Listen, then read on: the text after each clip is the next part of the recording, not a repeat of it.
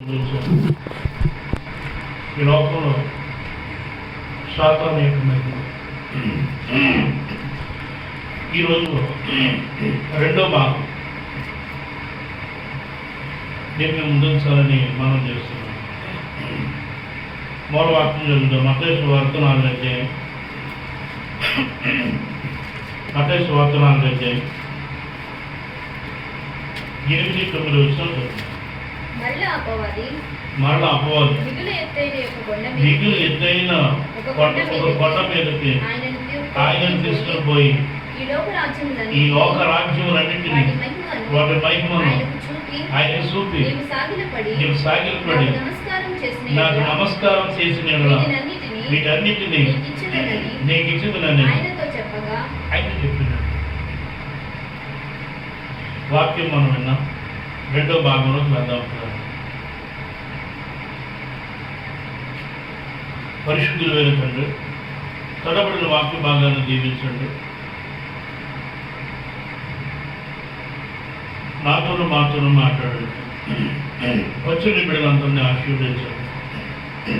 చాలామంది బిడ్డలు రాలేదు, నిమిత్తం రాలేదు. మీరు ఈ రోజులో మీ చేతులకి అప్పగిస్తున్నాను తండ్రి.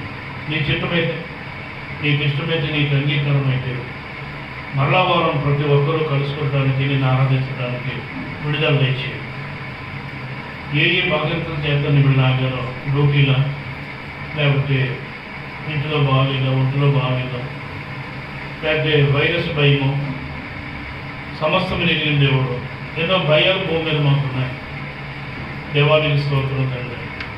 నీకు ఇచ్చిన సమయం మాకు శ్రేష్టమైనది. నీ దగ్గరికి రావడానికి, నేను ఆరాధించడానికి, నీ మాటలు పెట్టడానికి ఈ సమయంలో నువ్వు మాకు ఇచ్చిన సమయాన్ని మేము ఉపయోగించుకోవడానికి కృప మాకు అనుగ్రహించండి తండ్రి. మాలో ఉన్న ప్రతి భయాన్ని వెలగొట్టండి, సహాయం చేయ ప్రభు. సదపడి నీ వాక్యాన్ని దీవించండి, వచ్చిన బిడ్డలను దీవించండి. అందరూ శ్రద్ధగా వాక్యం వినడానికి, వాక్యం వినే మనసునివ్వండి. వాక్యాన్ని భద్రం చేసుకుని హృదయ ద్వారా తెరవండి. ఎవరి మనస్సు బయటికి వెళ్లకుండా నీ బంగారు పదాల దగ్గర ఉండటానికి సహాయం చేయండి. యేసు పరిశుద్ధ నామములో ఈ ప్రార్థన అడుగుతున్నాను తండ్రి. ఆమేన్. పిల్లరా, మరలా అపవాది మిగిలి ఎత్తైన ఒక కొండ మీదకి ఆయనను తీసుకుని పోయి ఈ లోక రాజ్యాలన్నింటినీ ఆయనకి చూపించింది. మనకి ఎప్పుడు లోక అంటాడు ఒక్క నిమిషంలోనే చూపించింది అన్నాడు. ఎన్ని నిమిషాలు అంటే ఒక్క నిమిషంలోనే చూపించింది. ఈ లోక రాజ్యం ఏదో కాలనీయో, ఏదో గల్లీలో, ఏదో ప్రాంతంలో కాదు, మొత్తం భూలోక రాజ్యాలన్నీ ఒక్క నిమిషంలో చూపించింది. అది మహిమ చూపించింది. చూపించి అన్నది నువ్వు సాగిలపడి నాకు నమస్కారం చేస్తే ఇవన్నీ కూడా నీకు ఇచ్చేస్తాను. ఈ అధికారం ఇదంతా కూడా నాకు అప్పగించబడ్డారు. అది నీకు తెలుసో తెలీదో. మరి నువ్వేమనుకున్నావంటే నా పిల్లలు నన్ను విడిచిపెట్టరు, నన్ను వదిలిపెట్టి ఎక్కడికి వెళ్ళరు, నాతోనే ఉంటారు, నా కూడా ఉంటారు, నా మాటలు వింటారు, నా రక్షణ పొందుకుంటారు, నాతో పరలోకం వచ్చేస్తారు, సింహాసనాలు వాళ్ళకి, కుర్చీలు వాళ్ళకి, కిరీటాలు వాళ్ళకి, మహిమ వాళ్ళకి, జీతం వాళ్ళకి నువ్వు అనుకుంటున్నావు. వాళ్ళందరూ నా చేతిలో ఉన్నారు. అది నీకు తెలియదు. అంచేత దేవుడికి తెలియదండి. దేవుడికి అన్నీ తెలుసు. ఎవరు ఎక్కడున్నారో ఆయనకి తెలుసు.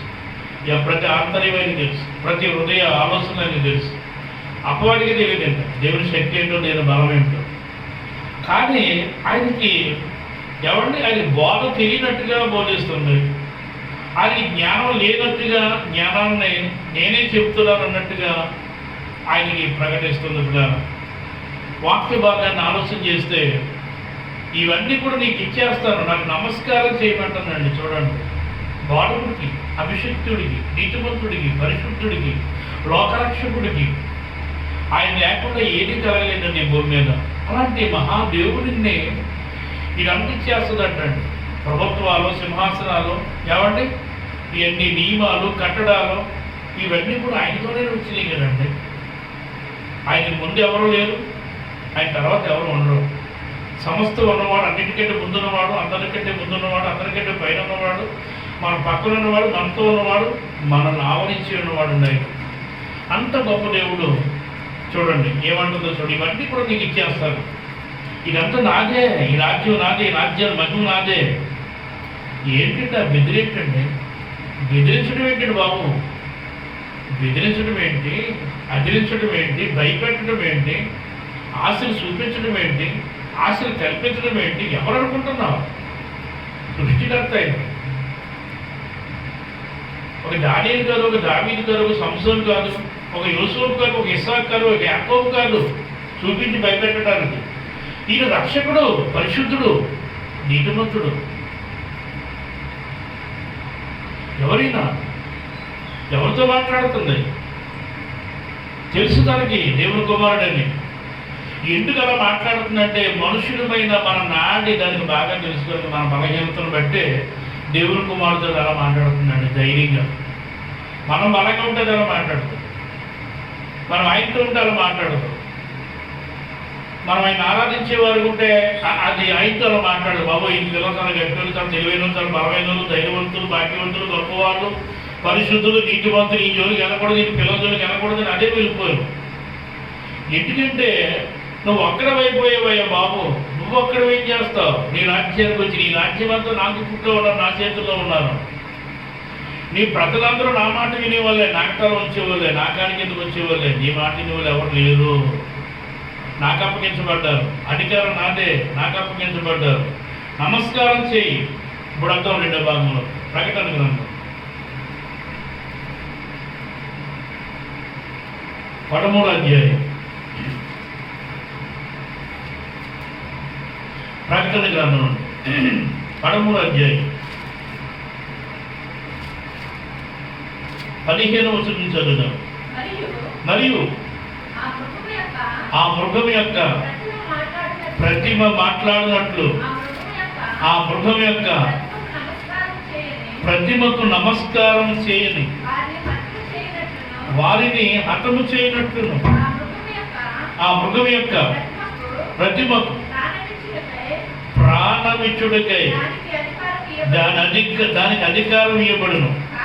కాగా కొద్దివారు కానీ, గొప్పవారు కానీ, ధనికులు కానీ, దరిద్రులు కానీ, స్వతంత్రులు కానీ, దాసులు కానీ అందరూ తమ కుడి చేతి మీదనైనను తమ నొసటి యందైనను ముద్ర వేయించుకున్నట్లు ఆ ముద్ర అనగా ఆ మృగం యొక్క పేరైనను దాని పేరుకు సంఖ్యను గలవాడు తప్ప క్రయ విక్రమలు చేయుటకు మరి ఎవరికి అధికారం లేకున్నట్లును అది వారిని బలవంతం చేస్తున్నది.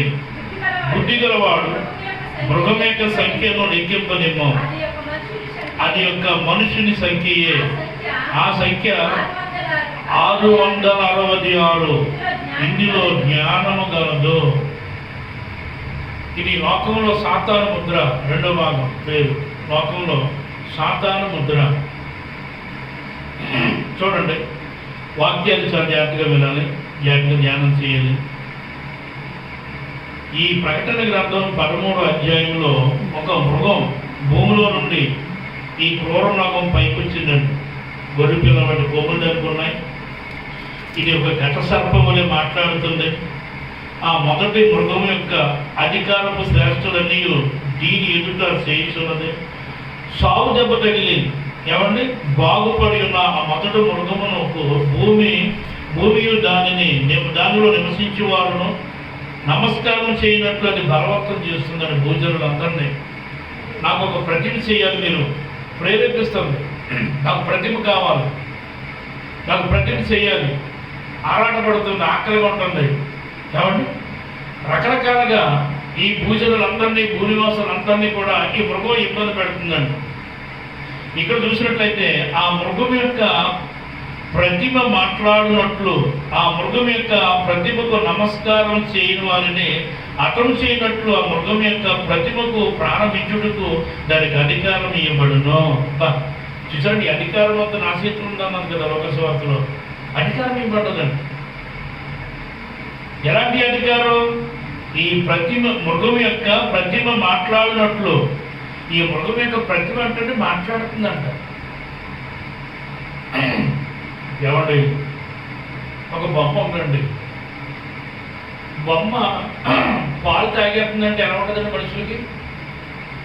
బొమ్మ పాలు తాగుతున్నట్టు ఎలా ఉంటుందండి? మనిషి తాగుతున్నాడంటే ఎవరు ఎక్స్ చేయరు, మరి తాగలి అనుకుంటారండి.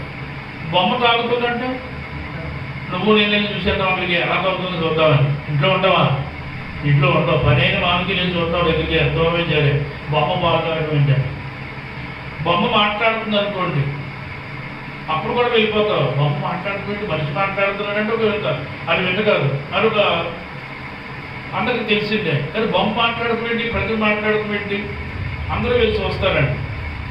అలాగే ఈ వాక్య భాగం చూసినట్లయితే మృగం యొక్క ప్రతిమ మాట్లాడినట్లు ఆ మృగం యొక్క ప్రతిమకు నమస్కారం చేయని వారిని అర్థం చేయనట్లు ఆ మృగం యొక్క ప్రతిమకు ప్రాణమిచ్చుడికే దానికి అధికారం ఉన్నట్టు. ఈ మృగం మాట్లాడుతుంది. ఈ మృగానికి ప్రతి ఒక్కరు కూడా నమస్కారం చేయాలంటండి. నమస్కారం చేయాలి. నమస్కారం చేయకపోతే ఎవరిని అర్థం చేస్తుందండి. ఏం చేస్తుందో తెలియదు. చంపేస్తుందో, పాడు చేస్తుందో, నాశనం చేస్తుందో తెలియదు. నమస్కారం చేయని ఎవరైనా సరే, ఇందులో చూడండి ఎంతమంది ఉన్నారో చూడండి. బెట్టాలి కొద్దివారు కానీ, గొప్పవారు కానీ, ధనికులు కానీ, దళితులు కానీ, స్వతంత్రులు అంటే ఎవరండి? పరిశుద్ధులు, నీతిమంతులు, యథార్థపరులు, బాధకులు, సేవకులు, కాపరులు, విశ్వాసులు, ఏమండి స్వతంత్రులు, దాసులు అందరూ దాని కుడి చేతి మీదనైనను తన నొసటి యందైనను ముద్ర వేయించుకున్నట్లు.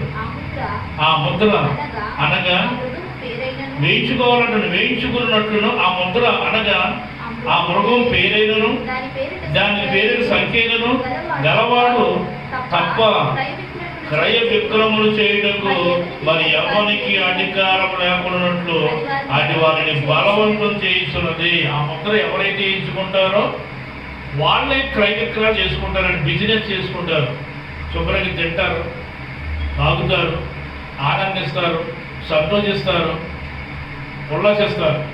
వాళ్ళు అనుకున్న పంట దొరుకుతుంది, వాళ్ళు అనుకున్న భోజనం దొరుకుతుంది, వాళ్ళు అనుకున్న డబ్బు దొరుకుతుంది, వాళ్ళు అనుకున్న జీవితం దొరుకుతుంది, వాళ్ళు అనుకున్న భవిష్యత్తు దొరుకుతుంది, వాళ్ళు అనుకున్న లైఫ్ దొరుకుతుందండి.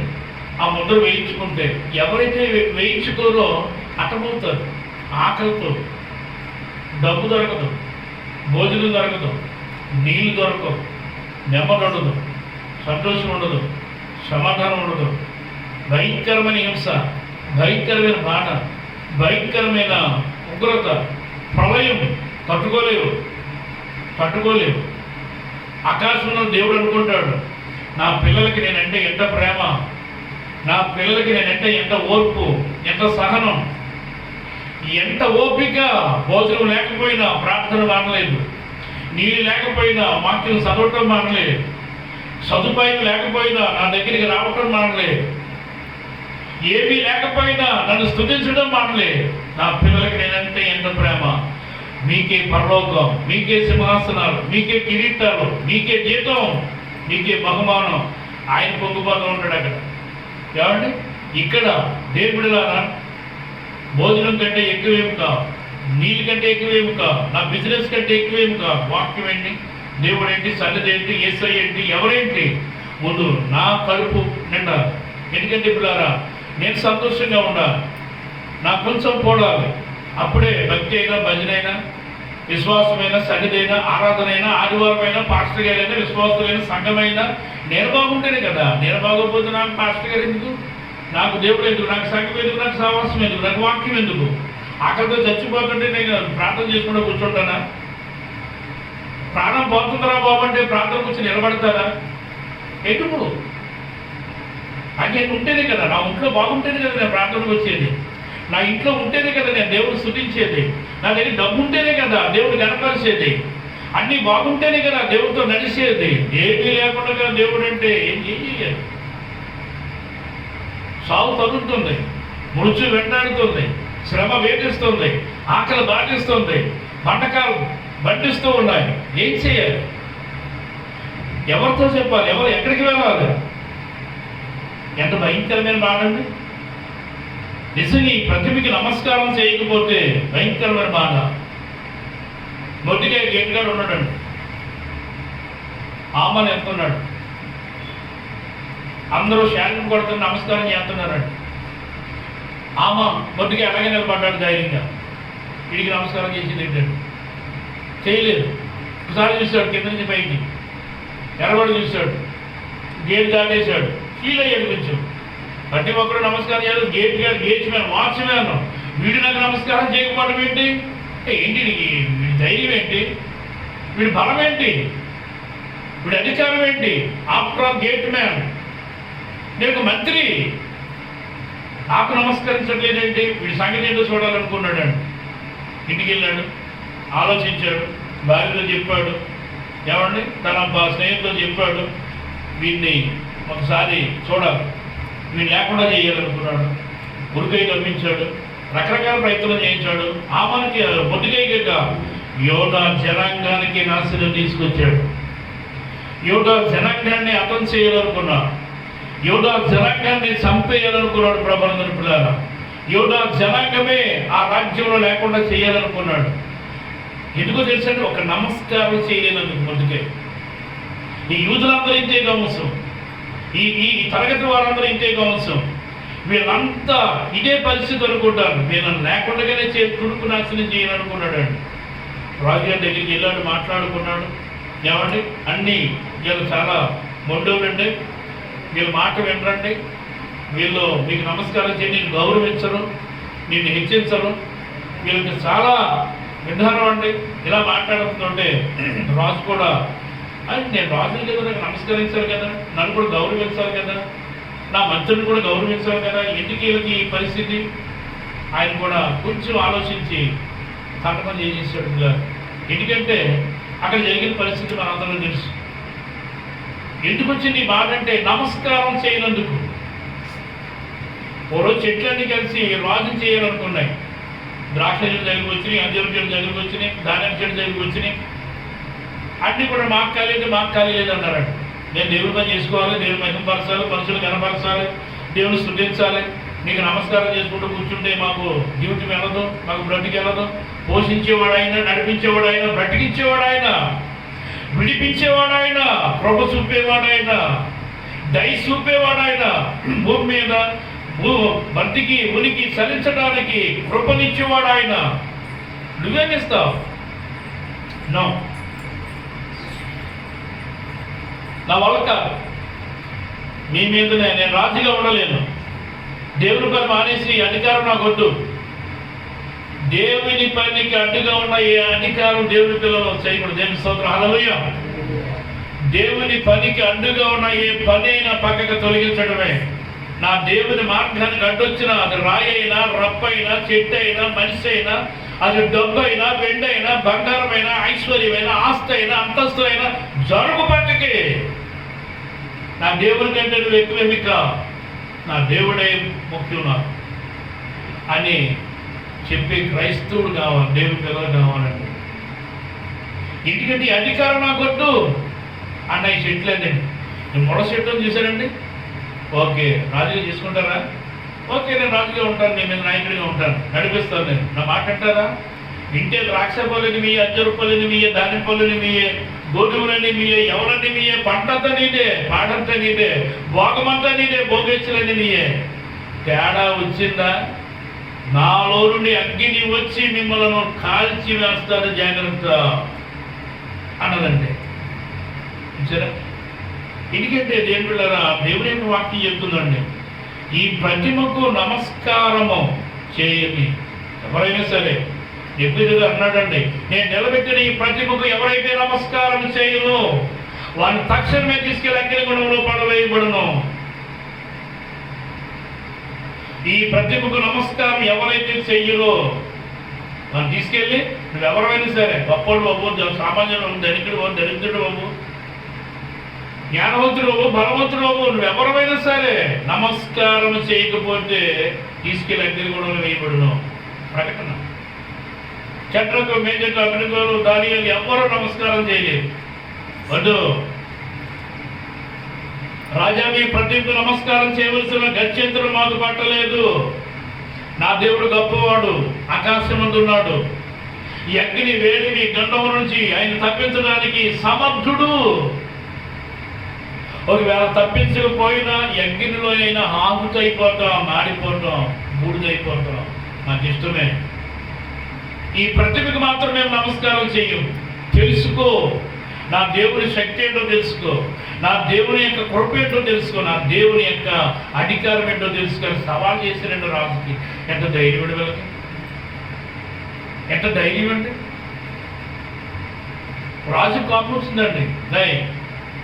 ఏ రెట్లు ఎక్కువ చేయండి అని అడిగితే అగ్నిగుండంలో పడవేసి 7 రెట్లు ఎక్కువ చేశారండి. ఆ మహాదేవుడు 4వ వ్యక్తిగా అగ్నిగుండంలో ఎంటర్ అయిపోయాడు. ఎందుకో తెలుసండి, నమస్కారం చేయలేదు కనుక. అగ్నిగుండం పాలు చేశాడు రాజు. ఎవరు చనిపోయారా? చంద్రక మీద ఎప్పుడుకోనండి ప్రత్యక్షమయ్యాడండి. దేవుని పిల్లలకి ఎందుకంటే భయపడి ఎంత ప్రార్థన చేస్తారో, ఎంత వాక్యం చదువుతారో, ఎంత వాక్యం వింటారో, అన్నిటికంటే అధికమైన భయం మనిషిలో పుట్టించిందని సాతాను. మరి చేసిన ప్రార్థన ఏమైపోతుంది, చదివిన వాక్యం ఏమైపోతుంది, విన్న వాక్యం ఏమైపోతుంది? ఏదో లోకం గురించి నీకు అంత భయమా? నీ ప్రాణం గురించి నీకు అంత భయమా? నీ దేహం గురించి నీకు అంత భయమా? డబ్బు గురించి అంత భయమా? తిండి గురించి అంత భయమా? సుఖం గురించి అంత భయమా? లోకం గురించి అంత భయమా? సావాసం గురించి అంత భయమా? బట్టకాలనే అంత భయమా? ఏంటండి భయం? ఏంటండి? ఏ భయం లేదు. బ్రతికించిన ఆయనే, మనం జీవించిన ఆయన కోసమే, చనిపోయిన ఆయన కోసమే, బ్రతికిన ఆయన కోసమే, చనిపోయిన ఆయన కోసమే. బ్రతికిన ప్రభు వారమై ఉన్నాం, చనిపోయిన ప్రభు వారమై ఉంటాం. అది ఏ వయసు అయినా, అది ఏ కాలమైనా, నువ్వెవరైనా నేను ఎవరినైనా, అది ఎప్పుడైనా, ఎక్కడైనా, ఎలాగైనా ఓకే. ఏమండి, ఇంత ధైర్యం ఉండి, వాక్యం ఉండి, ప్రార్థన ఉండి, చిన్న దానికి భయపడి మూలం కూర్చున్నావంటే దేవుడు నవ్వుకుంటాడండి. నువ్వు నా కుమార్తెవా? సిగ్గు కూడా. నువ్వు నా కుమార్తె అని చెప్పుకుంటాను. నువ్వు నా కుమారుడువా? సిగ్గు. నీ విశ్వాసం, నీ నమ్మకం అంతా కూడా గాలికి ఎగిరిపోతుందండి ఈరోజు. ఒక చెత్త వలె, ఒక పెంట వలె, ఒక ధూళి వలె, దుమ్ము వలె ఈ లోక భయాలు ఆవరించినప్పుడు దేవుని పిల్లల్లో ఉన్న ఇదంతా కూడా ఎగిరిపోతుంది. ప్రభుత్వ ఏంటో పరిస్థితి అంటే దేవుని యొక్క వాక్యం చెప్తుందండి. దానియేలు గురించి మాట్లాడారండి. వీడు ఎందులోనూ దొరకడు, ఒక డబ్బులోనూ దొరకడు, ఒక లక్షలోనూ దొరకడు, ఒక మాటలోనూ దొరకడు, ఒక అధికారులు ఎక్కడా తప్పు పట్టలేము, ఒక దేవుని విషయంలో తప్ప అనుకున్నారండి పెద్దలందరూ. అనుకుని ఒక దేవుని విషయంలో తప్ప ఈ దానియేలును తప్పు పట్టలేము అని ఒక శాసనం రాశారండి వాళ్ళు. ఒక 30 రోజులు ఏ దేవునికైనానో, ఏ మనుషునికైనానో నమస్కరించకూడదు, మాట్లాడకూడదు, పూజించకూడదు. అలా ఎవరైనా పూజిస్తే తక్షణమే సింహభూమిలో వేయబడును. ఇది కూడా రాజుగారి దగ్గరికి వెళ్ళింది. అయ్యా, మీరే మాకు దేవుడిగా ఉండాలి 30 రోజులు, మీకు తప్ప ఎవరో కూడా ఏ మనుషుడికైనా, ఏ దేవుడికైనా సాష్టాంగ పడకూడదు, నమస్కరించకూడదు, పూజించకూడదు. అలా ఎవడైనా పూజిస్తే కనుక తీసుకెళ్ళి తక్షణమే సింహభూమిలో వేయబడును. ఇదంతా కోపం ఎవరి మీద? దానియేలు మీద. ఆ అగ్నిగుండం కోపం ఎవరి మీద? సెంట్రల్ బేస్డ్ గవర్నర్ మీద. ఏమంటే ఇది కోపాలని మన మీద సాతానికి ఏంటి? ఎవరు ఎప్పుడు కోపడతారో తెలియదు, ఎవరు ఎప్పుడు పగపడతారో తెలియదు, ఎవరు నేను ఎప్పుడు ఏ శ్రమ కొలువులో తోస్తారో తెలియదు, ఏ బంధకాలతో నేను బంధిస్తారో తెలియదు, ఎలా అవమానపరుస్తారో, ఎలా సిగ్గుపడుతారో తెలియదు, ఎప్పుడు నేను విడిచిపెడతారో కూడా తెలియదు. అనుకుంటున్నావు నాకేం పర్వాలేదు, అది ఇప్పుడేం జరుగుతుందో తెలియదు, ఎప్పుడు ఎవరు ఎలా మారిపోతారో తెలియదు. దేవుడు బిడ్డలారా, వాక్యం చెప్తుందండి. ఏమన్నా తెలుసా? దానియేలు గంటం అయిపోతాడు ఈసారి. ఇట్టి శాసనం రాసి రాజు సంతకం చేసినని తెలిసిండు కూడా దానియేలు యథాప్రకారంగా వెళ్ళి తన ఇంటి పైకి కిటికీ యెరూషలేము వైపు తెరవబడును చూసి మోకాళ్ళొచ్చి ప్రార్థన చేయడం మొదలుపెట్టాడండి. ఆలోచించాడు. శాసనం రాశారు, రాజు సంతకం చేశాడు. మోకాళ్ళు వచ్చి మాట్లాడితే కాళ్ళు చేతులు కట్టి తీసుకెళ్ళి సింహభూమిలో వేసేస్తారు. అది పెద్ద వైరస్. అది దీనికంటే భయంకరమైంది. 2-3 రోజులను బతుకుతున్నాం, తక్షణమే ఎముకలు ఎక్కడ తినేస్తాయి. భయంకరమైన కోవిడ్. దేవుని బిడ్డలారా, తెలుసు యథాప్రకారంగా వెళ్ళి ప్రార్థన చేశాడండి. మోకాళ్ళు ఉంచాడు. దేవుని సన్నిధిని విడిచిపెట్టలేదు, దేవుని విడిచిపెట్టలేదు దానియేలు. ఎందుకు తెలిసాడు? దానియేలు విశ్వాసం ఏంటంటున్నారు? మహోన్నతుడు నా దేవుడు ఏదైనా చేయగలరు నా గురించి. నా టైం అయిపోతే వచ్చేయమంటాడు, వెళ్ళిపోతాను. నా టైం ఉందా? ఏది నా మీదకి వచ్చినా, పర్వతం నా మీద పడ్డా అడ్డుపడతాడు, ఆయన తోచేస్తాడు, తొలగిస్తాడు. ఆకాశమే నా మీద పడుతున్నా చెయ్యి కాస్తాడు ఆయన. భూమి దిగిపోతున్నా ఆ భూములోనికి వెళ్లకుండా ఆయన చేతుల మీద నిలబెడతాడు నన్ను. భూకంపాలు వచ్చినా, సునామీలు వచ్చినా, గిరి ప్రమాదాలు వచ్చినా, తుఫాన్లు వచ్చినా, వరదలు వచ్చినా నేనేం కాను. నా దేవుని శక్తి అలాంటిది. ఏం పర్వాలేదు, ప్రార్థన ఆపోల్సిన పనిలేదు. నీకోసం నా ప్రార్థన ఎందుకు ఆపాలి? నా దేవుడితో మాట్లాడటం ఎందుకు మానేయాలి? నా దేవుని సన్నిధిని కనబడకుండా ఎందుకు మానేయాలి? అలా మానేస్తే నా దేవుడి మీద నా నమ్మకం ఏమైపోతుంది? విశ్వాసం ఏమైపోతుంది? నేనేమైపోవాలి? నా దేవుడిని విడిచిపెడితే నా దేవుడు ఏదైనా చేయగలడు. ఆ వైరస్సే కదా, నా దేవుడే చేస్తాడు. ఏమైనా చేయగలిగితే ఆయన ఏదైనా చేయగలడు. దేవుని బిడ్డలారా, దానియేలు ప్రార్థన మాట్లాడండి. మోకాళ్ళు వచ్చాడు, ప్రార్థన చేస్తున్నాడు. గుట్టనక్కలు కాసుకుని ఎలాగని చెప్పాడు. గుట్టనక్కలేదు కాసాయి, చూసాయి, వచ్చారు. వెనకాల వచ్చి రెక్కలు ఎరగ తీసి కట్టేశారండి. ఎందుకు కడతారని అనలేదు, తీసుకెళ్ళాడు. రాజా ఇది పరిస్థితి, దొరికాడు దొంగ. ప్రార్థనాపరుడు అంట, దేవుని కుమారుడు అంట. చూద్దాం ఏమవుతాడో, దేవుని కుమారుడు ఏమైపోతాడో చూద్దాం, ప్రార్థనాపరుడు ఏమైపోతాడో చూద్దాం. రాజు కొంచెం మొక్కలు తలదించుకున్నాడండి. చేశాడండి, తీరకపోతే మనవాడు దొరికేటండి. మంచోడు పాపం, ఈ పాటలో అందమైన వాడు, నమ్మకస్తుడు, యథార్థపరుడు, నీతివంతుడు, న్యాయవంతుడు, మంచి చెడ్డలు ఎరిగినవాడు. అమ్మా, మంచి చెడ్డలు ఎరిగినవాడు. ఏంటి ఈ మన్నించారేంటి? ఏమండి, రాజు చాలా పరితాపం చెందాడండి. అన్నాడు, దానియేలు నీ దేవుడు తప్పగా నిన్ను రక్షిస్తాడు. నీ దేవుడి శక్తి నాకు తెలుసు, నీ దేవుని మీద నా విశ్వాసం, నమ్మకం కూడా నాకు తెలుసు. ఏం పర్వాలేదు అన్నాడు. కానీ నీ దేవుడు తప్పగా నిన్ను రక్షిస్తాడు అని అన్నాడు. కానీ ఇంటికి వెళ్ళిపోయి భోజనం చేయలేదండి. వాక్యాలు ఆపేశాడు. ఏమండి, ఉపవాసం ఉన్నాడు. మనసు ఎక్కలేదు, రాణితో మాట్లాడలేదు. ఏమండి, భోజన బల దగ్గర కూర్చోలేదు. దుఃఖ స్వరముతో, దుఃఖంతో, బాధతో దానియేలు మీదే మనసు పెట్టాడు. దేవుని పిల్లలు, దేవుని పిల్లలు, దేవుడు దేవుని పిల్లలు, దేవుడు దేవుని పిల్లలను ఎట్టి పరిస్థితుల్లో అన్యాయం జరగదు అనుకున్నాడు. తెల్లవారక ముందే గుహ దగ్గరికి వచ్చి దుఃఖ స్వరముతో, జీవము గల దానియేలు, దేవుని కుమారుడు దానియేలు క్షేమంగా ఉన్నావా? రాజు చిరంజీవి యొక్కగాక. రాజు దృష్టికి నేను నిర్దోషిగా ఉన్నాను కనుక నా దేవుడు నన్ను సజీవుడిగా ఉంచాడు. బాగానే ఉన్నాడు. ప్రార్థన ఆపేతే బ్రతుకుతాను అనుకున్నాడు దానియేలు. ప్రార్థన చేసినా బ్రతుకుతాను అనుకున్నాడు. దేవుని సన్నిధిలో కనబడితే సరిపోతాను అనుకున్నాడా? బ్రతుకుతాను అనుకున్నాడండి ఆయన. ఏంటండి దేవుడిలా, దేవుడు ఏం చేయలేడా? మరి వీళ్ళందరి పరిస్థితి ఏంటంటారు? ఒక దానియేలు, ఒక శట్రకు, మేషకు, అప్పుడుగో ఏమండి, వీళ్ళు నమస్కారం చేయలేదా? దేవునికి దావీదు అంటాడంటే, సర్వలోకము నీకు నమస్కరించి నేను కీర్తించును గాక. సర్వలోకము నీకు నమస్కరించి నిన్ను కీర్తించును గాక. సర్వలోకము, భూమి మీద ఉన్న ప్రపంచంలో ఉన్న ప్రతి మనుషుడు సృష్టికర్తకి నమస్కారం చేస్తాడు. నీకు నమస్కారం ఎవరు చేస్తారు? నా దేవుడినే సేవించాలి, నా దేవునికే నమస్కారం చేయాలి. నీకెవరు చేస్తారు? నువ్వెందుకు చేయించుకుంటావు అలాగా? నో, నీకు నమస్కారం చేయరు. నా పక్కన పోవాలంటే దానియేలు అదే చెప్పాడు. శట్రకు, మేషకు అదే చెప్పాడు. బుద్ధిని అదే చెప్పాడు. నువ్వు నేను చెప్పలేకపోతున్నాం, భయపడుతున్నాం. ఈ రోజున నమస్కరించలేకపోతున్నాం, ప్రార్థన చేయలేకపోతున్నాం, ప్రార్థనకు రాలేకపోతున్నాం, వాక్యం చదవలేకపోతున్నాం, వాక్యం ప్రకటించలేకపోతున్నాం, దేవుడికి నిలబడలేకపోతున్నాం. నమస్కారం చేస్తున్నావా? దేని బిడ్డ దేవుని యొక్క వాక్యం చెప్తుందండి. చూడండి మళ్ళా వద్దాం, ప్రకటన గ్రంథం.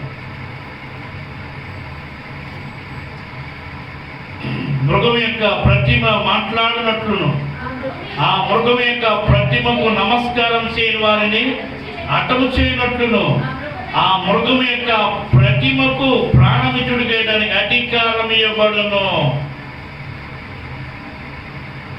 మీరు ఆలోచించారా? ఈ ప్రతిమ ఏంటండి? ఏంటి ప్రతిమ?